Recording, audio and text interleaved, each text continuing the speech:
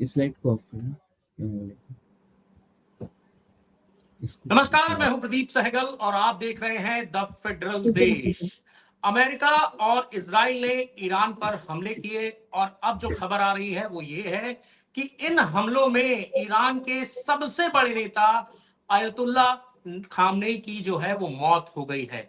अब ayatollah Khamenei की मौत के बाद ईरान का क्या होगा, कौन होगा अगला अधिकारी वहां पर, और इसके अलावा भारत का इस पर क्या असर पड़ेगा, इसमें हम यही चर्चा करने वाले हैं। और मेरे साथ मेरे दो सहयोगी हैं, एक तरफ हैं अभिषेक रावत और दूसरी तरफ आप स्क्रीन पर देख रहे हैं मनीष जी को। तो अभिषेक, मेरा सवाल आपसे ये है कि अब खामनेई की मौत हो गई है, तो अब ईरान का जो अगला सर्वोच्च नेता होगा वो कौन हो सकता है? देखिए प्रदीप, ये सवाल इस समय का सबसे हॉट टॉपिक है, क्योंकि खामनेई की मौत के बाद अब हर एक के मन में यही प्रश्न उठ रहा है कि आखिर अब ईरान की जो सत्ता है वो किसके हाथ में जाएगी। आईआरजीसी जो है वो चाह रही है कि जल्द से जल्द जो सत्ता है वो या तो खामनेई के जो पुत्र हैं उनके हाथ में सौंपी जाए, या फिर जो और उनके करीबी हैं उनको सत्ता का जो है बागडोर सौंपी जाए।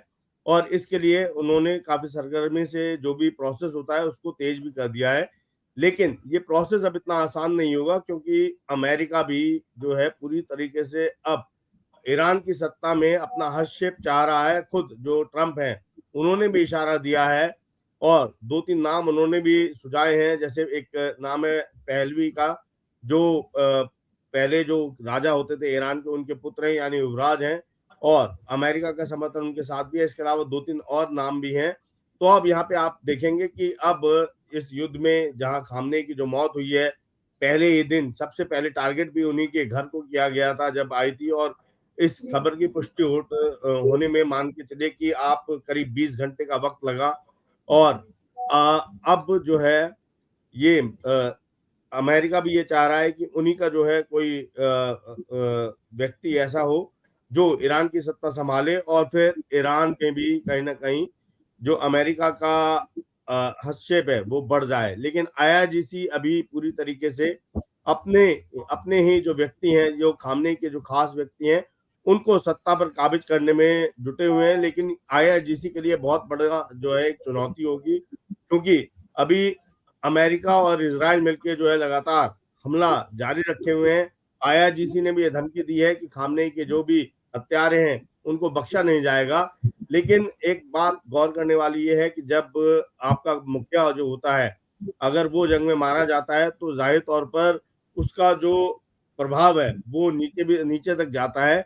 कहीं ना कहीं मोरली आप डाउन होते हैं, और आपके पास एक जो दृढ़ निश्चय है या फिर जो इच्छा शक्ति होती है निर्णय लेने की, वो भी कहीं ना कहीं कमजोर पड़ती है। तो इन सब का प्रभाव आईआरजीसी या फिर ईरान के उन लोगों पर पड़ेगा जो खामनेई के खास होते थे।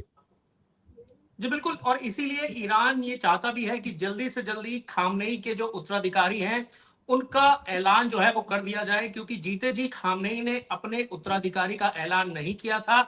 इसीलिए अब आईआरजीसी, जैसा कि अभिषेक ने भी बताया, कि जल्दी से जल्दी वो खामनेई को का रिप्लेसमेंट जो है वो ढूंढना चाहते हैं। उसमें उनके बेटे का भी नाम आ रहा है। लेकिन मनीष, मेरा सवाल आपसे ये है कि जिस तरीके से अब खामनेई नहीं रहे हैं और भारत में बहुत मोटा इन्वेस्टमेंट जो है वो चाबहार जो पोर्ट है उसके लिए किया है ईरान में, अब उस पर क्या असर पड़ सकता है खामनेई के ना होने का?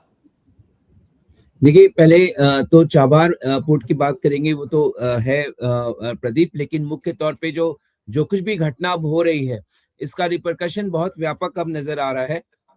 आप देखिए जिस तरीके से हॉर्मुज जो है, स्ट्रेट ऑफ हॉर्मुज, वहां पे साफ तौर पे देखने को मिल रहा कि ईरान ने वहां पे सी के अंदर माइंस नहीं लगाए हैं, लेकिन स्ट्रेट ऑफ हॉर्मुज अभी से जो है वहां ब्लॉकेज शुरू हो गया। कोई भी कंपनियां जो है, चाहे कोई भी आयात निर्यात कर रही हैं वहां पे, जो क्योंकि जो शिप लेकर चलने वाली कंपनियां हैं, जो इंश्योरेंस उनको मिलता है, उस इंश्योरेंस कंपनी ने 50% तक प्रीमियम रेट बढ़ा दिया है। यानी स्ट्रेट ऑफ हॉर्मुज से कोई जहाज अब आ जा नहीं सकेगा, क्योंकि अगर कोई जाता है 50% ज्यादा उसको प्रीमियम देना पड़ेगा इंश्योरेंस का। ये कोई दुनिया में कंपनी एफर्ट नहीं कर सकती है। बहुत ही मुश्किल वाले हालात हो गए हैं। एयरलाइंस पहले ही तमाम कैंसिल हो चुके हैं पूरे गल्फ रीजन में, क्योंकि अभी जैसे खबर आ रही है सऊदी अरब में चाहे कतर में सभी जगह ईरान ने फिर से स्ट्राइक्स वहां पे शुरू कर दिए हैं। तो बात अब बहुत आगे निकल चुकी है और चाबार से तो बहुत आगे निकल चुकी है, इस बात को आप समझ लीजिए। अब अयतुल्ला अली खामेनी का सक्सेसर कौन होगा, आप सवाल पूछ रहे थे। देखिए, ईरान में 2 तरह की व्यवस्था है शासन की। एक धार्मिक वहाँ पे नेतृत्व है, जिसका नेतृत्व जो है अयतुल्ला अली खamenei कर रहे थे। अब और वो जो है वहाँ जो प्रशासनिक अमला है उस पे सबसे ज़्यादा हावी होता है। तो अयतुल्ला अली खamenei वहाँ पे देखिए अभी भी वहाँ पे सरकार चलाने वाले लोग हैं, लेकिन धार्मिक प्रतिनिधित्व जो है क्योंकि वो वैकेंट हो गया पोजीशन, वो किसके पास जाएगा? तो इसको चुनने की वहाँ पे बहुत बड़ी एक प्रक्रिया है। हालांकि कई जो गल्फ से जुड़े जो कई ऐसी मीडिया रिपोर्ट्स हैं, वहां पे एक नाम जो सबसे ऊपर चल के आ रहा है वो है अली लरिजानी। अली लरिजानी जो है इनको अयतुल्ला खamenei जो है शायद अपना सक्सेशन प्लान में जो है इनका नाम लेके चल रहे थे। और ऐसा नहीं था कि खamenei को इस बात का एहसास नहीं था कि इजराइल और अमेरिका जो है इस तरीके से उनको टारगेट करेगा। पिछले वर्ष जून में भी यही बात हो रही थी, तब ट्रंप और इजराइल उनको एलिमिनेट करने की बात कर रहा था। अब जो है, अब जबकि उनका निधन हो चुका है, उनका मर्डर एक तरह से कह दे कि हो चुका है, और जिस तरीके से प्रदीप ये मर्डर हुआ है वो बहुत ही दिलचस्प है। आप इस बात को समझिए कि अचानक से कल हमला शुरू हुआ और खamenei को नहीं मारा गया है। इसकी रणनीतिक जो तैयारी जो थी पिछले 1 साल से चल रही थी, क्योंकि में जहां पे ये बैठक चल रही थी वहां पे खamenei मौजूद थे, वहां पे आईआरजी के तमाम आला अधिकारी मौजूद थे, वहां पे कई वरिष्ठ लोग मौजूद थे। इन सभी को इजराइल के मोसाद ने और यूएस ने जो है ट्रेस किया कि किस जगह एक साथ पहले ईरान एक ये ट्रेंड देखता था कि इजराइल जो है रात में अटैक किया करता था, ठीक है, और शाम में अटैक किया करता था, लेकिन कल जो है बहुत अर्ली मॉर्निंग में उसने अटैक किया। ये ईरान के लिए बहुत ही सरप्राइज एलिमेंट था। और एक जगह जब ये सभी इकट्ठा हुए, क्योंकि 26 तारीख को ओमान के मध्यस्थता में जब अमेरिका और ईरान में जब ये बातचीत हो रही थी, जो ओमान के प्रतिनिधि हैं उन्होंने कहा कि हम बहुत पॉजिटिव संकेत मिल रहा है, इसका समाधान निकल जाएगा। ओमान की तरफ से ये कहा गया जो उस बैठक में जो इसको मध्यस्थता कर रहे थे, लेकिन अचानक ईरान अमेरिका ने इजराइल ने हमला कर दिया। तो जिस जगह एक जगह ये तमाम लोग इकट्ठे थे जिस कमरे में, तो ये इंफॉर्मेशन इजराइल के मोसाद को अमेरिका को कैसे मिला, ये पिछले कई महीनों की तैयारी थी। हो सकता है कि मोसाद के लोग वहां पे मौजूद हो जिन्होंने ये खबर दे दिया इजराइल को, अमेरिका को, कि ये एक जगह इकट्ठा है, और बहुत ही प्रिसीजन स्ट्राइक के तहत खamenei को जो है वहां पे एलिमिनेट कर दिया गया अमेरिका के द्वारा, इजराइल के द्वारा।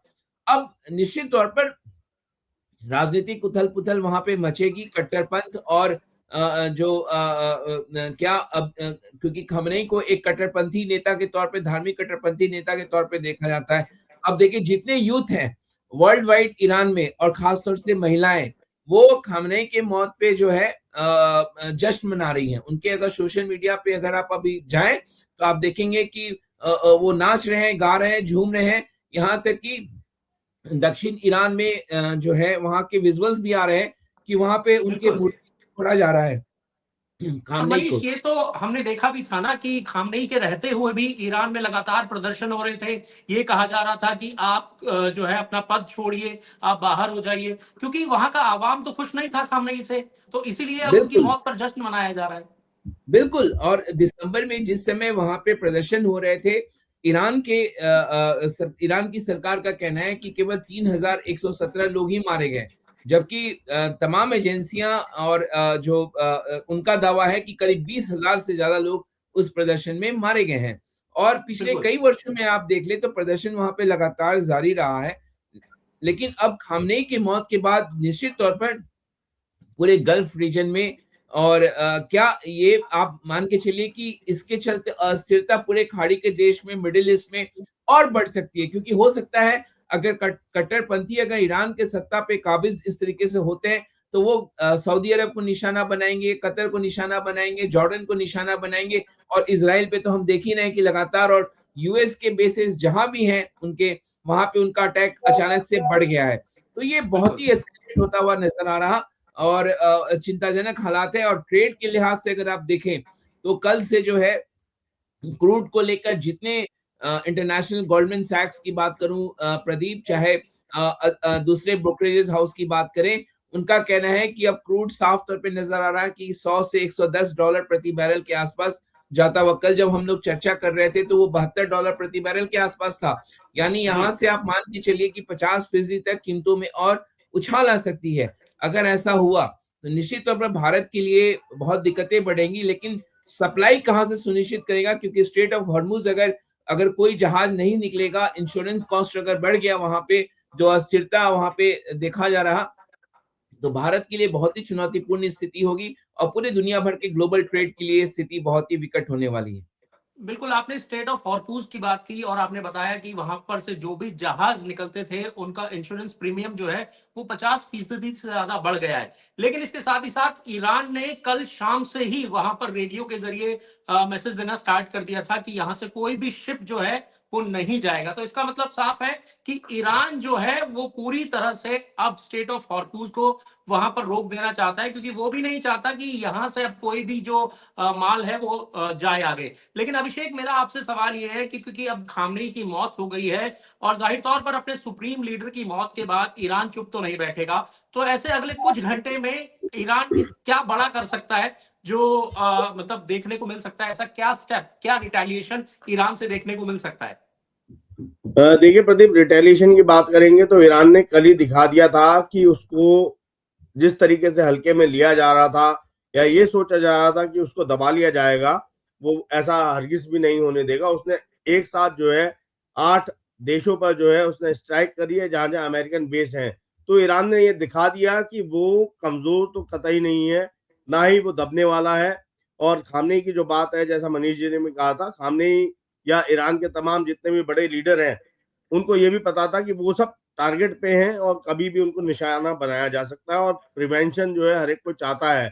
और यही वजह भी है कि खामनेई या जो आईआरजीसी के जितने भी बड़े लीडर थे वो सभी जो है बंकर में या कहीं पे भी एक सेफ अपने हाउस में हम कह सकते हैं मीटिंग कर रहे थे। और वो जाहिर सी बात है कि वो पॉइंट जो है लीक हुआ और बहुत ही प्रिसाइज अटैक इसराइल के द्वारा वहां पे किया गया, इसराइल और यूएस के द्वारा, और उसमें जो है खामनेई की मौत हुई है।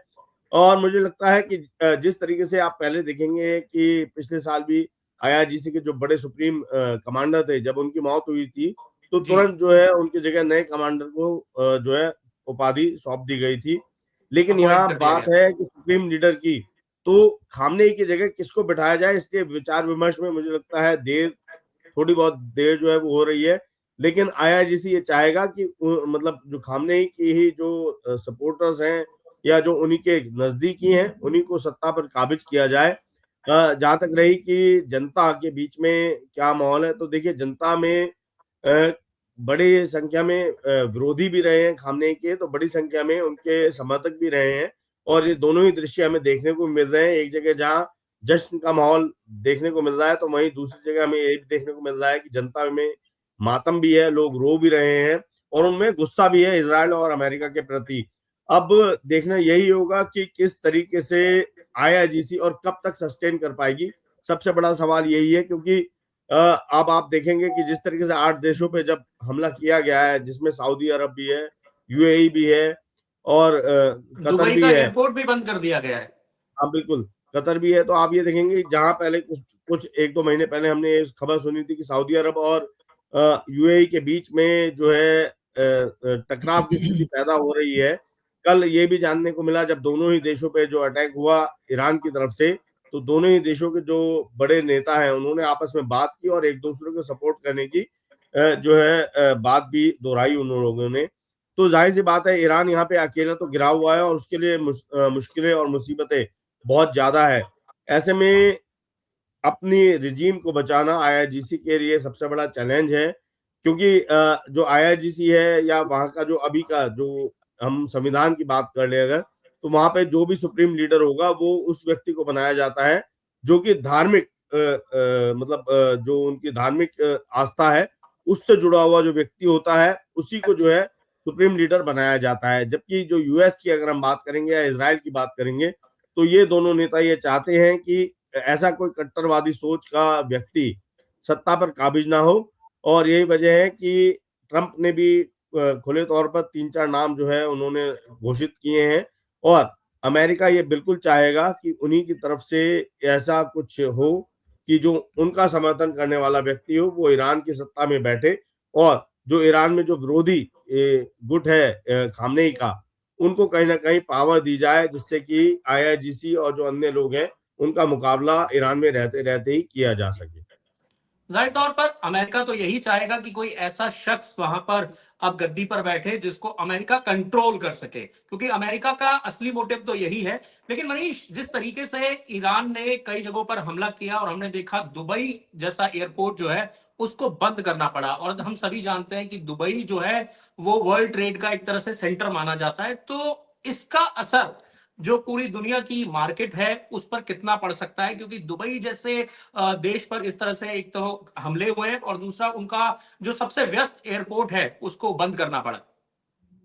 तो निश्चित तौर पर प्रदीप, आप देखिए जितनी भी एयरलाइंस है दुबई से, क्योंकि दुबई एक ऐसा जगह है जहां से कई लोग अपने फ्लाइट को इंटरचेंज करते हैं। कॉर्पोरेट बिजनेस का तो हब बन ही चुका है। और बिल्कुल देखिए कल जिस तरीके से बुर्ज खलीफा जो है उसके बगल से भी आपने देखा कि ड्रोन जो है पास हो गया। हालांकि पास बुर्ज हुए, बिल्कुल खलीफा को नुकसान नहीं पहुंचा, लेकिन निश्चित तौर पर दुबई क्योंकि बिजनेस सेंटर है, और आप ये मान के चलिए कि पूरा एक पैनिक सी स्थिति है। लोगों ने शायद वहां पे कई ऐसे, आपने देखे रूस और यूक्रेन के में जब युद्ध शुरू हुआ, रूस के कई बड़े बिजनेस हाउसेस के जो ऑनर्स थे, क्योंकि वहाँ अस्थिरता का माहौल था, कई लोग वहां जाके शिफ्ट हुए दुबई में। इंडिया से लगातार लोग, जो आपको पता है कि बहुत लोग अपने पासपोर्ट को, इंडियन पासपोर्ट को छोड़ के गल्फ में जाके सेटल हो रहे हैं। बिल्कुल और आप दुनिया भर के देशों की मैं बात कर रहा हूँ, बहुत लोग, क्योंकि वहां पे उनको अट्रैक्टिव बिल्कुल जो नीति है वहां की, सब लोग वहां सेटल डाउन हो रहे हैं। लेकिन और एक अभी तरह से जिस सेंटर भी तरीके से, माना जाता है ना, वो वर्ल्ड बिल्कुल ट्रेड का सेंटर माना जाता है। वर्ल्ड ट्रेड का सेंटर है, लेकिन अब जिस तरीके से वहां पे स्थिति पैदा हुई है, तो इसका एक बहुत ही नकारात्मक जो है संकेत चला गया है। और देखिए ईरान और ये जितने गल्फ में, क्योंकि ये विवाद शिया और सुन्नी का भी आप इसको ले सकते हैं, क्योंकि आपको पता है ईरान जो है शिया बहुल इलाका है। ये जितने बिल्कुल सऊदी अरब हो गए, चाहे संयुक्त अरब अमीरात हो गया, चाहे जॉर्डन हो गया, ये सब सुन्नी बहुल हैं। तो वहां पे ये भी एक रसाकसी है। और ये लोग चाहते हैं, इसीलिए अमेरिका के वर्धस के नीचे हैं। ये लोग चाहते हैं कि इस क्षेत्र में शांति आए, स्थिरता है। लेकिन अब देखिए ये कब, अब एक साथ 8 देशों पे हमला ईरान ने कर दिया है। किसी को, जैसा कि अभिषेक जी भी कह रहे थे, किसी को इस बात का अंदेशा नहीं था कि ईरान इतनी बड़ी कैपेबिलिटी रखता है। और ईरान के आला मंत्रियों का बयान सुनिए, उन्होंने कहा कि कल जो हमने किया वो तो एकमात्र ट्रेलर था, इससे बिल्कुल बड़ा हमारे पास और 2000 किलोमीटर तक हमला करने की मिसाइल पूरी सिस्टम उनके पास है, जो कि बहुत कम देशों के पास है। और बहुत ही, हमने देखा किस तरीके से जून में भी उसने रिटेलिएट किया था पिछले वर्ष। तो मुझे लगता है कि दुबई, चाहे अन्य जितने भी आप देश को उठा के देख लीजिए, वो बहुत इस समय सहमे डरे हुए हैं। क्योंकि ये अगर इस तरीके से अगर ये एनलार्ज होता गया, अगर युद्ध का माहौल, तो पूरा कॉर्पोरेट जो व्यवस्था है, व्यापार है, बिजनेस है, वो सब पे असर डालेगा। और जो कि इन देशों की यही जो है वो रीढ़ की हड्डी है, ट्रेड ही इनकी बिल्कुल रीढ़ की हड्डी है। और अगर वो, अगर उस पे अगर चोट होती है, तो सबकी आर्थिक व्यवस्था जो है वो चरमरा जाएगी। बिल्कुल, इस युद्ध का असर जो है वो काफी व्यापक होगा, जैसा कि मनीष ने बताया। लेकिन अभिषेक, जिस तरीके से ईरान ने कह दिया कि हम तो पीछे नहीं हटेंगे, और जिस तरह से अब खामनेई की मौत हो गई है, तो इसके बाद जो ट्रिपल एच कहे जाते हैं, जो विद्रोही संगठन कहे जाते हैं, जो ईरान की मदद करते रहे हैं, हमास हो गया, हिजबुल्लाह हो गया, हैती होगा, अब इनका भविष्य क्या होगा? देखिए प्रदीप, अगर हम भविष्य की बात करेंगे तो भविष्य तो जाहिर सी बात है अधर में ही चल रहा है। लेकिन यहाँ आपको ये भी सोचना होगा कि पिछले 2 साल से अगर ईरान ने इतनी सख्ती से इसराइल का जो विरोध किया या अमेरिका का विरोध किया, वो कब से शुरू हुआ? तो आपको ध्यान होगा जब हमास ने इजराइल पर जो अटैक किया था और फिर बिल्कुल उसकी जवाबी कार्रवाई जब इजराइल ने की थी, तो उसका जो कड़े तौर पर विरोध करने वाला था वो ईरान था। ईरान हम था। नहीं थे जिन्होंने सख्ती से ये बोला था कि वो हमास को या जो पैलेस्टाइन है, फिलिस्तीन है, उसको अकेला नहीं पड़ने देंगे। जिसके बाद आपने देखा होगा कि हिजबुल्लाह भी हो और जो तमाम जो अलग संगठन थे जिनका समर्थन ईरान को प्राप्त था, उन्होंने भी जो है इजराइल पर अटैक किया था। और हम ये भी कह सकते हैं कि फिलिस्तीन की लड़ाई में कहीं ना कहीं जो है जब खामनेई कूदे तो ये लड़ाई उनकी तरफ मुड़ गई और अमेरिका को शायद या इजराइल को, उन दोनों को भी ये मौका मिल गया कि अब ईरान को निशाना बनाया जा सके। लगातार उन पे जो है परमाणु बम को लेकर जो आरोप लगाए जा रहे थे, वो एक बड़ा आरोप का सहारा लिया इजराइल ने भी और अमेरिका ने भी ईरान पर हमला बोलने के लिए। तो यहाँ पर अब अगर हम ट्रिपल एच की बात करेंगे तो जाहिर तौर पे चाहे वो छोटे छोटे समूह हों, और लेकिन वो लगातार जो है अपनी लड़ाई को आगे बढ़ाते आए हैं। और अब मुझे लगता है कि वो भी मौका, जैसे जैसे उनको मौका मिलेगा, वो जाहिर तौर पे वो भी हमला अपना जारी रखेंगे। क्योंकि अब अगर हम ईरान की बात करते हैं, आईआरजीसी की बात करते हैं, तो उनके लिए जो करो और मरो वाली स्थिति है वही है। और बिल्कुल युद्ध में जैसा होता है कि जंग में सब कुछ जायज होता है। अब उनका सुप्रीम लीडर तो जो है वो मर चुका है, उसको मतलब जो है युद्ध में उसको मौत हुई है। तो अब यहाँ पर उनके पास सिवाय लड़ने के या फिर सरेंडर करने के यही दो ऑप्शन बचते हैं। तो मुझे लगता है ईरान जो है वो सरेंडर तो नहीं करेगा, वो अंत तक बिल्कुल लड़ेगा और उसमें जो भी अंजाम होगा वो भुगतने को पहले से भी तैयार थे और अब भी तैयार है। तो इसलिए ये जंग जो है अगर हम कहें कि और भी ज्यादा विध्वंसक हो सकती है। देखना यही है कि ये लड़ाई को किस तरीके से जारी रखते हैं और क्या जो आईआरजीसी है वो, अगर हम अब देखेंगे कि आप ईरान के अंदर की आप बात करेंगे तो अंदर जो विरोधी हैं, जो इस रिजीम के विरोधी रहे हैं, कहीं ना कहीं उनके अंदर भी उनका मनोबल जो है बड़ा है। तो अब अंदर के हालात जो है वो किस तरीके से उन पर काबू पाया जाता है, क्योंकि अगर अंदर अशांति ज्यादा फैलेगी तो आईआरजीसी हो या फिर कोई और भी हो, वो भी सीधे तौर पर जो अमेरिका और इजराइल है उनसे युद्ध करने में उनका ध्यान भटकेगा और जाहिर तौर पे वो और भी ज्यादा कमजोर पड़ेंगे। जाहिर तौर पर आईआरजीसी के लिए दो फ्रंट पर चैलेंजेस हैं। एक तो उनको इजराइल और अमेरिका से लड़ना है, दूसरा जो अंदरूनी राजनीति है उसका भी मुंहतोड़ जवाब देना है। लेकिन मनीष, जिस तरीके से हमने देखा है कि हमेशा से ही इजराइल और अमेरिका तो भारत के दोस्त रहे हैं, वहीं ईरान के साथ जो है वो हमारी पुराने ऊर्जा संबंध हैं। लेकिन इस मुद्दे पर भारत जो है वो एकदम न्यूट्रल है। इसका क्या असर पड़ सकता है आगे आने वाले भविष्य में? देखिए प्रदीप, आपको बता दें, ईरान से पहले हम ईरान से बहुत मात्रा में कच्चे तेल हम लोग इंपोर्ट किया करते थे, भारत इंपोर्ट किया करता था। लेकिन वही अमेरिका है जिसके दबाव में पिछले मोदी सरकार के कार्यकाल में हमने ईरान से कच्चे तेल का आयात करना बंद कर दिया। न केवल ईरान बल्कि एक दौर था हमने वेनेजुएला से भी जो है, वेनेजुएला से भी कच्चे तेल का आयात करना बंद कर दिया, वो भी अमेरिका के दबाव में। अब वही अमेरिका हम पर दबाव बना रहा है कि अब, क्योंकि उसने, आपने देखा किस तरीके से वेनेजुएला में उसने तख्ता पलट कर दिया वहां पे। अब वो कह रहा है वही कि दबाव बना रहा हमसे है कि वेनेजुएला से तेल खरीदिए आप। बिल्कुल बिल्कुल। तो अब ईरान में आप देखिए किस तरीके से ये सारा कुछ जो लड़ाई है, ये कल भी हम लोग जब चर्चा कर रहे थे प्रदीप, तो तेल की लड़ाई है, तेल पे वर्चस्व की लड़ाई है। तो इसको आप इस तरीके से भी देख सकते हैं। और कहीं ना कहीं इजराइल सबसे बड़ा अमेरिका का साथी है। इजराइल के जरिए पूरे गल्फ रीजन में अमेरिका अपनी अपनी धौंस, अपनी बपौती जताने की जो है वो कोशिश करता है। और उसी का ये नजारा देखने को मिल रहा। और ईरान के साथ उनके वैचारिक मतभेद रहे हैं हमेशा से। हालांकि ये भी सच है कि ट्रम्प के पहले बराक ओबामा जिस समय राष्ट्रपति थे, तो वो लगभग ईरान के साथ उनके न्यूक्लियर जो ईरान अपना बढ़ाना चाह रहा अपने आर्म्स, उस पे कहीं ना कहीं एक समझौता हो गया था कि ईरान उसको बंद करेगा, उसको रोकेगा। लेकिन ट्रम्प के आने के बाद फिर से हमने देखा, जब इससे पहले कार्यकाल में भी उन्होंने ईरान के साथ बिल्कुल उस समझौते को रद्द वो कर दिया था एक तरह से। ईरान उसके बाद काफी रिजिड भी हो गया था और इसीलिए बिल्कुल, लगातार ईरान जो बिल्कुल बहुत बातचीत रिजिड हो हुई गया थी। था। तो जी बिल्कुल निश्चित तौर पर भारत की स्थिति तो आप देखिए, मेरे अगर साफ शब्दों में कहें तो सांप और छुछुंदर की है। मतलब इस युद्ध के 2 दिन पहले, 3 दिन पहले प्रधानमंत्री का दौरा इजराइल होता है और बिल्कुल। उनके लौटने के तुरंत बाद इजराइल ईरान पे इस तरीके से अटैक करता है, ये एक बहुत ही शर्मनाक व्यवस्था है भारत के कूटनीतिक लिहाज से, डिप्लोमेटिक और अगर उसको इसीलिए देखें। मनीष, इस युद्ध की जो शुरुआत है उसकी टाइमिंग पर भी बड़े सवाल खड़े हो रहे हैं। बिल्कुल, टाइमिंग पे सवाल उठ रहा है। डोमेस्टिक पॉलिटिक्स में देख लीजिए आप किस तरीके से ओवैसी से लेकर, कांग्रेस से लेकर महबूबा मुफ्ती, तमाम नेता जो हैं इस पर सवाल खड़े कर रहे हैं। तमाम अपोजिशन के नेताओं का आप अगर बयान देखें, उनके सोशल मीडिया पे उनके पोस्ट को देखें, वो हैरान नहीं जता रहे हैं कि भारत के प्रधानमंत्री इज़राइल के दौरे पे जाते हैं, उसके 2 दिन बाद ईरान पे, क्योंकि ईरान भारत का आज का साथी नहीं है बिल्कुल, प्रदीप।